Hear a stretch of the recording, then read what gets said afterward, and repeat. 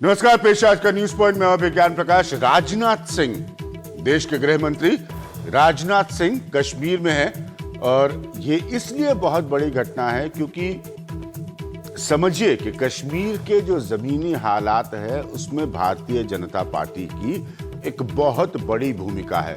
BJP जो है वो पीडीपी के साथ अलायंस में है, इसलिए राजनाथ सिंह गृह मंत्री के तौर पर क्या आकलन करते हैं, क्या कहते हैं, सिवाय उस बात को आगे ले जाने की जो कि अटल बिहारी वाजपेयी की दी हुई लाइन है, इंसानियत की, कश्मीरियत की, उसके आगे कश्मीर के हालात पर वो क्या असेसमेंट देते हैं। कश्मीर में जो चुनी हुई सरकार है, घाटी में उसके लोगों से डायलॉग क्यों नहीं हो पा रहा है। खाली ये कहना कि मैं यहां मौजूद हूं, आप आइए मिलने, ये बड़ी पेचीदगी भरी प्रॉब्लम है। इसलिए राजनाथ सिंह की ये यात्रा बहुत बहुत अहमियत रखती है, क्योंकि अंततः दिल्ली उनसे ये जानना चाहेगा कि उनका श्रीनगर का असेसमेंट क्या है।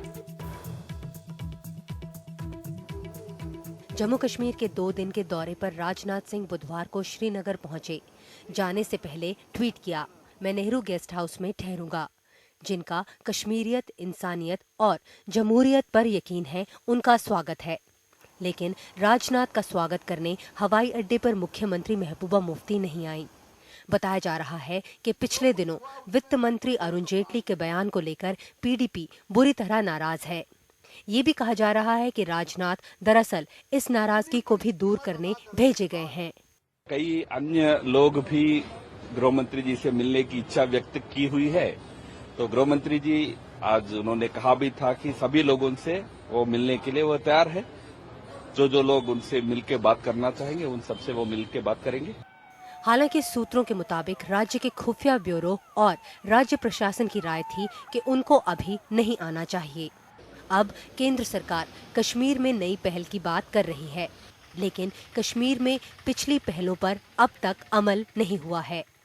पिछले साल दिवाली पर प्रधानमंत्री ने जम्मू कश्मीर का दौरा किया था। वहां उन्होंने राज्य के लिए 80,000 करोड़ रुपए का पैकेज का ऐलान किया था, लेकिन ये रकम अभी तक आवंटित नहीं की गई है। केंद्र सरकार का कहना है कि मुफ्ती मोहम्मद सईद के निधन से मामला अटका, फिर 3 महीने तक वहां सरकार नहीं रही। अब महबूबा मुफ्ती की सरकार बनी तो घाटी में गड़बड़ी शुरू हो गई। वास्तविक स्थिति यह है कि कुछ एक श्रेणी के विक्टिम्स के लिए इस प्रकार का मुआवजा अथवा सहायता उपलब्ध थी। जो टेररिज्म के विक्टिम्स थे या आतंकवाद से घायल या मारे गए लोगों के लिए इस प्रकार की सहायता का प्रावधान था। अब गृह मंत्री को इन सारे मसलों को निपटाना होगा और राजनीतिक बयानबाजी से हुए नुकसान की भी भरपाई करनी होगी। पीडीपी इस बात को लेकर नाराज है कि प्रधानमंत्री की तरफ से शांति का पहल तब हुई जब प्रधानमंत्री घाटी के विपक्ष नेताओं से मिल चुके थे। पीडीपी के कहने पर केंद्र सरकार ने ज्यादा तवज्जो नहीं दी। अब बीजेपी और पीडीपी दोनों के सामने ये चुनौती है कि वो आपसी भरोसा दोबारा से फिर से कैसे कायम करें।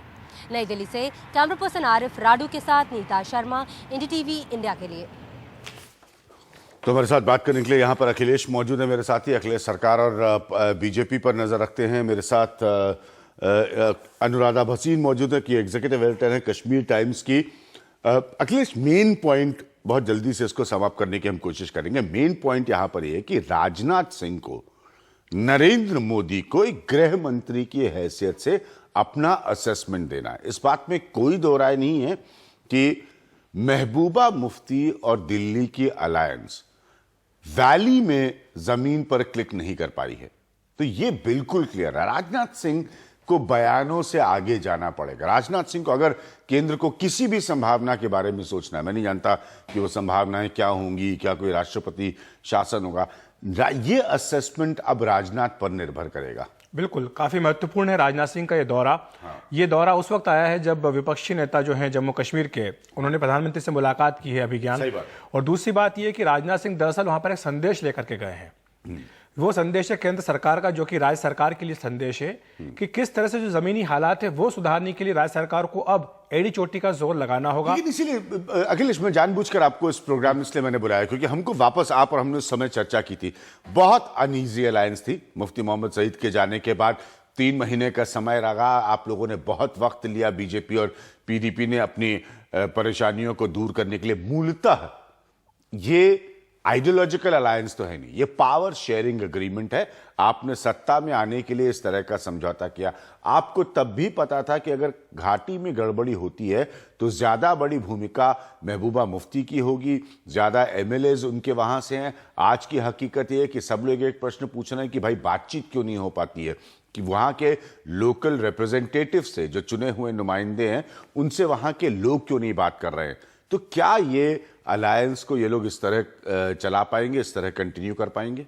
देखिए, ये सवाल तो भी बाद में आएगा अभिज्ञान, मगर जो आपका वाजिब सवाल है वो ये कि कॉन्ट्रडिक्शन का अलायंस है। हाँ, और दूसरी बात जो एक एप्रीहेंशन था, जो एक एप्रीहेंशन था जिसका कि आपने भी जिक्र किया कि अगर घाटी में हालात बिगड़ेंगे तो फिर किसकी जिम्मेदारी बनेगी, क्योंकि पीडीपी का जनाधार घाटी में। बीजेपी जम्मू की पार्टी है, वर्षों से जम्मू की पार्टी रही है। बीजेपी आज जो चिंता है, पार्टी नहीं है। आज जो केंद्र की चिंता है उसी बात को लेकर के, सिर्फ पीडीपी का नाम वो नहीं ले रहे हैं, नेशनल कॉन्फ्रेंस का भी नाम है, सज्जाद दोन की पार्टी का भी नाम है, सभी पार्टियों का नाम है। क्योंकि देखिए, दक्षिण कश्मीर में सबसे ज्यादा हिंसा प्रभावित इलाका वो है, वहां पर इन तमाम पार्टियों का जनाधार है। जो केंद्र सरकार ने खुफिया रिपोर्ट्स के आधार पर एक रिपोर्ट तैयार की, एक लिस्ट तैयार की, 80 लोगों का नाम तय किया गया है। वो ऐसे लोग हैं जो सीधे सीधे उकसा रहे हैं हिंसा को, बच्चों के हाथों में, उनको घरों से निकाल करके स्कूल जाने से रोक करके उनके हाथों में पत्थर थमा रहे हैं। तो ये केंद्र सरकार चाहती है कि राज्य सरकार इन लोगों के खिलाफ सख्त से सख्त। लेकिन 21 अगस्त 2016 को जो अरुण जेटली का बयान आया है, उसमें अरुण जेटली ने साफ साफ कहा है कि स्टोन थ्रोअर्स आर नॉट सत्याग्रही। ये पत्थर फेंकने वाले ये सत्याग्रही नहीं है, they are assailants and stated that there will be no compromise with people indulging in violence.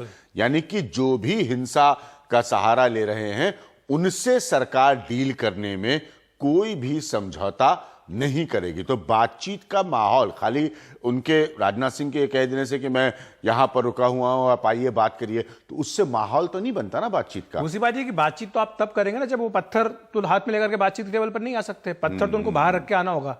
तो जिनको बातचीत अगर करना है तो वो पत्थर छोड़ दें, फिर बाहर आके बात करें। ये बात सीधे सीधे कही। लेकिन जो खबर आज की तारीख में मिल रही है वो ये थी कि राजनाथ सिंह आकर के केंद्र सरकार को अपना असेसमेंट देंगे कि क्या हालात हैं और वाकई राज्य सरकार उसको काबू करने में सक्षम है या नहीं है। उसके बाद केंद्र सरकार अगला कदम उठाएगी, क्योंकि उनका जो सब्र का बांध है वो धीरे धीरे भर रहा है। इसलिए क्योंकि 50 दिन पूरे हो जाएंगे, संसद को जवाब देना है, ये मसला 50 दिन पूरे हो जाएंगे 31 अगस्त को। बिल्कुल। मेरे साथ अनुराधा है, आपके पास आने के हम कुछ। अनुराधा, राजनाथ सिंह का क्या असेसमेंट होगा इस तरह की स्थिति में, क्योंकि यह बिल्कुल स्पष्ट है कि इनके सरकार के जिस हिस्से को वैली में बातचीत करनी चाहिए वो अभी तक नाकामयाब है।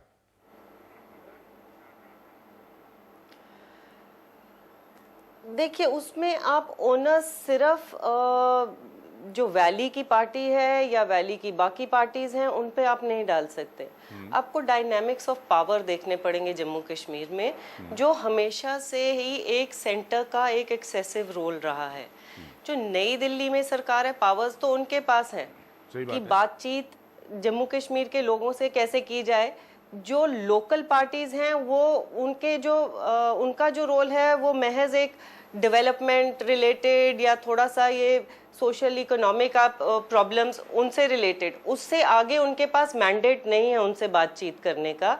हालांकि जितनी भी लोकल पार्टीज हैं बारिंग बीजेपी जम्मू एंड कश्मीर में, चाहे वो नेशनल कॉन्फ्रेंस है, पीडीपी है या कांग्रेस रही है या कम्युनिस्ट पार्टी भी रही है, वो उन सब का एक मत है इस मामले में कि एक डायलॉग का प्रोसेस होना चाहिए और वो सालों से बोल रहे हैं।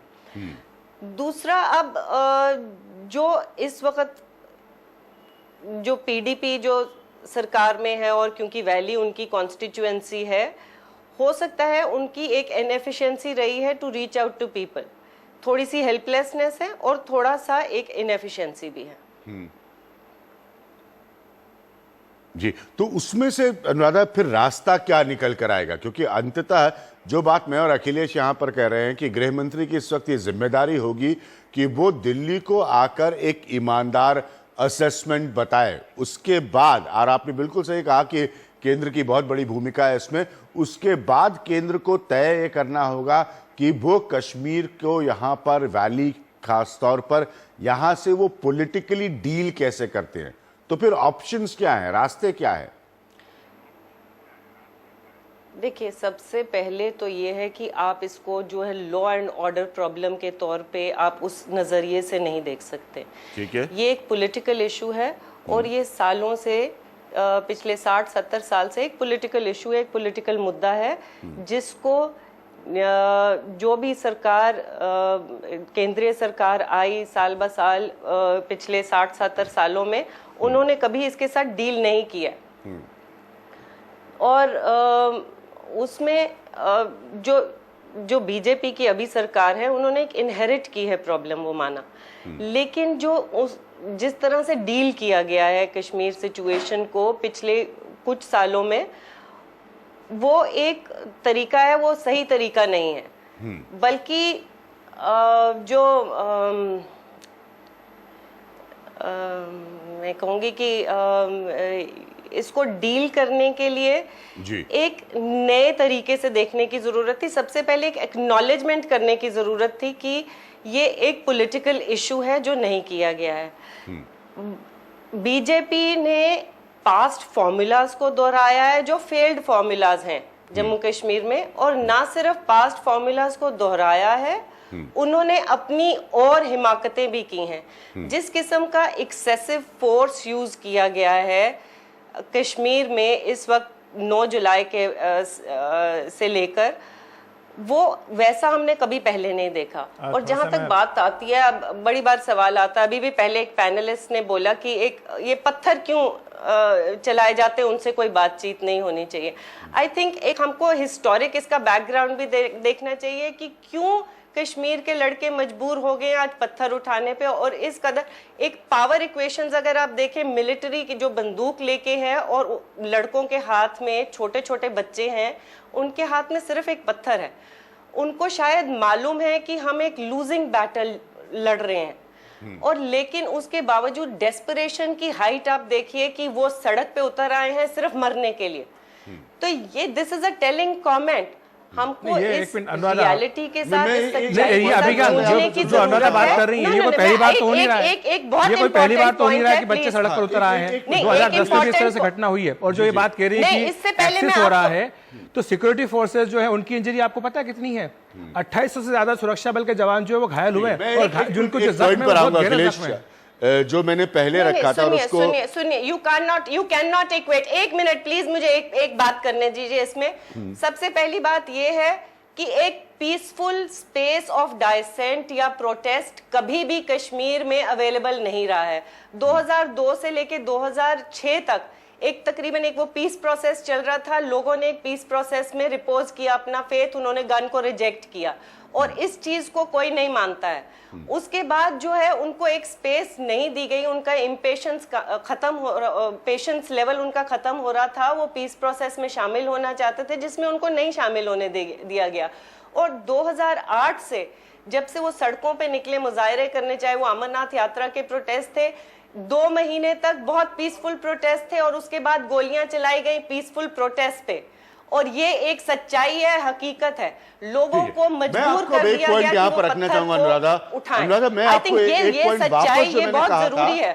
नहीं, एक मिनट, आप ही की बात को आगे बढ़ाते हुए, और जो पॉइंट अखिलेश रख रहे हैं, इन सबके बीच में अरुण जेटली का बयान है 21 अगस्त 2016 का, जहां पे उन्होंने साफ साफ कहा है कि स्टोन थ्रोअर्स, पत्थर चलाने वाले, ये सत्याग्रही नहीं है, ये असेलेंट्स हैं, और वायलेंस करने वालों को, यानी कि पत्थर फेंकने वालों को किसी भी सूरत हाल में इनसे डील करने में कोई समझौता नहीं होगा, कोई कॉम्प्रोमाइज नहीं होगी।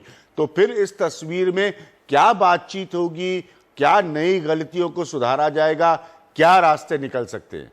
मेरा ये कहने का प्रश्न है। चूंकि आपने अभी ये कहा ना कि आप उस इतिहास को देखिए कि नौजवान क्यों सड़क पर आ गया पत्थर हाथ में लेकर, जबकि उसको पता है कि आप ये अंग्रेजी में कह रही हैं कि एक लूजिंग बैटल है, हारी हुई जंग है। दूसरा सवाल ये अभिज्ञान मेरा अनुराधा से कि अगर आप वो कह रही हैं कि बार बार की एक पॉलिटिकल प्रॉब्लम है, राजनीतिक समस्या है, तो आप ये बताइए कि जब कोई कहता है कि हमें आज़ादी चाहिए और जब भारत का स्टैंड बिल्कुल क्लियर है, संसद में यह प्रस्ताव पास हुआ है कि कश्मीर जो है वो भारत का अभिन्न अंग है, जो बल्कि पाकिस्तान के कब्जे वाला कश्मीर है वो भारत का अभिन्न अंग है, तो फिर आप किस तरह की आज़ादी की बात कर रहे हैं? वो तो सवाल पैदा होता ही नहीं है। आपको जो भी बातचीत करनी संविधान के दायरे में बात करनी है, तो फिर ये राजनीतिक समस्या कहाँ से हुई, ये आप मुझे बता दीजिए।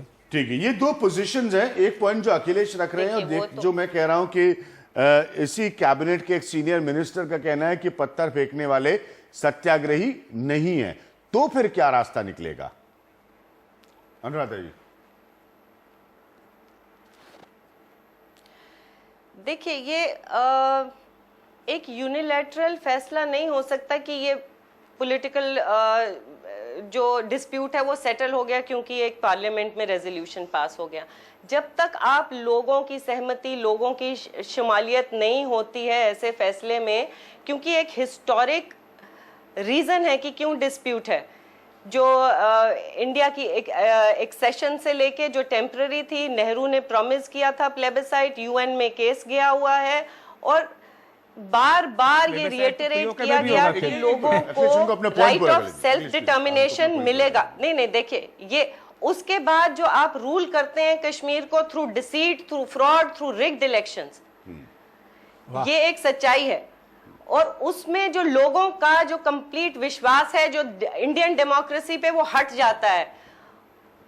और उसमें आप कैसे कह सकते हैं कि ये हमारा इंटेग्रल पार्ट है एंड यू डोंट ट्रीट, आप लोगों को तो इंटेग्रल नहीं समझ रहे हैं ना, आप सिर्फ एक टेरिटरी को इंटेग्रल लेके बैठे हुए हैं। और लोगों का आप देखिए, वर्ल्ड ओवर कॉन्फ्लिक्ट्स होते हैं और मैच्योर डेमोक्रेसीज जितनी भी हैं उन्होंने अपने कॉन्फ्लिक्ट्स को रिजॉल्व करने की कोशिश की। आप ब्रिटानिया में देख लीजिए, उन्होंने आयरलैंड में कई साल तक मिलिटरीली डील करने की कोशिश की और फिर उनमें रियलाइजेशन हुआ कि क्रॉस बॉर्डर टेररिज्म से थोड़ी ना इसका डायलॉग होगा। आपने मैं यहाँ पर ले रहा हूँ एक ब्रेक। डायलॉग की शुरुआत आप जब आप बोलेंगे फ्रेमवर्क ऑफ इंडियन कॉन्स्टिट्यूशन, तो दैट मीन्स आप कह रहे हैं, that is another way of admitting कि आपने जो कॉन्स्टिट्यूशनल राइट्स हैं वो भी नहीं लोगों को दिए हैं। ठीक है, मेरे पास वक्त बिल्कुल भी नहीं है। अनुराधा, आपका बहुत बहुत शुक्रिया। अखिलेश, ये नई बात सुनने में आई है, चुनाव जो है वो फेयर नहीं होते, इम्पार्शियल नहीं होते, ये नई बात सुनने में आई है आपका, आप दोनों का। इसलिए मैंने कहा कि देखिए, जो बैकग्राउंड है, जो इतिहास है कश्मीर का, कश्मीर के टकराव का, वहां की अंदरूनी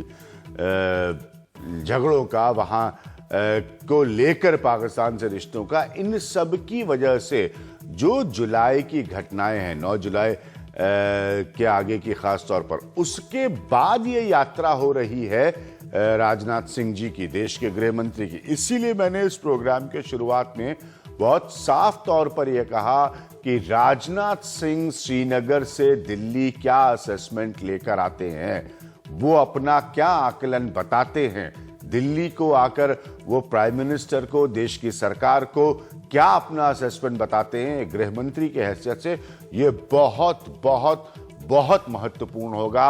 ये समझने और जानने के लिए मैं जानबूझ के अरुण जेटली, एक सीनियर मिनिस्टर का बयान आपको कोट कर रहा था कि पत्थर फेंकने वाले जो है वो सत्याग्रही नहीं है।